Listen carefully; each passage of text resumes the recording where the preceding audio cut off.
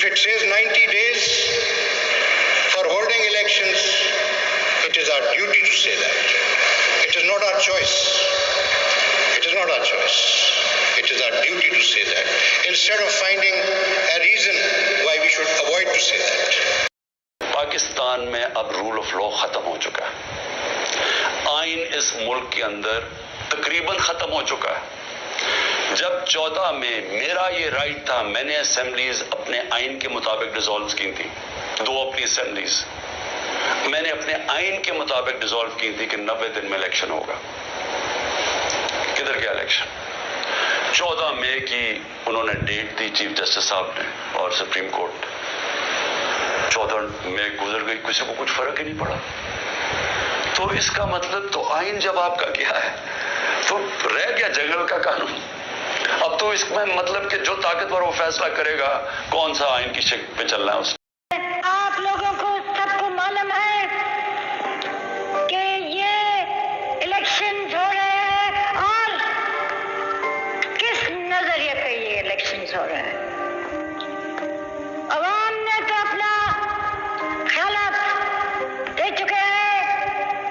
जिधर भी मैं गई हूँ उधर बहुत बड़ी तादाद में, लाखों की तादाद में उन्होंने अपना फैसला कर चुके हैं कि यहाँ पार्लिमानी जमहूरियत कायम होगी। অ্যাসেম্বলি কল করেছেন, আমার দাবি মানতে হবে। প্রথম সামরিক আইন মার্শাল ল উঠ্র করতে হবে। সমস্ত সামরিক বাহিনীর লোকদের ব্যারাকে ফেরত দিতে হবে। যেভাবে হত্যা করা হয়েছে তার তদন্ত করতে হবে আর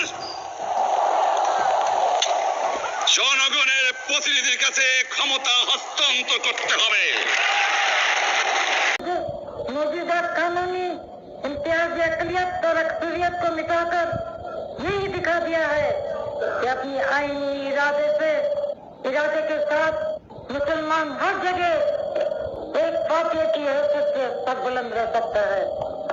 आपने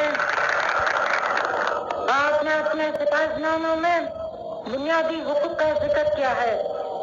मुझे भी इससे इत्तेफाक है।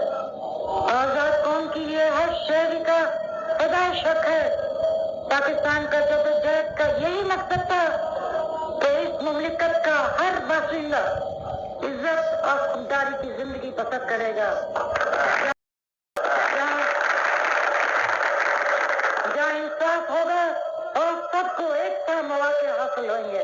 कायदे आज़म ने हमेशा वक्त है कि राय आमा को नजरअंदाज करने और अवामी मुतालिबात को ठुकराने के रुझान को खत्म किया जाए।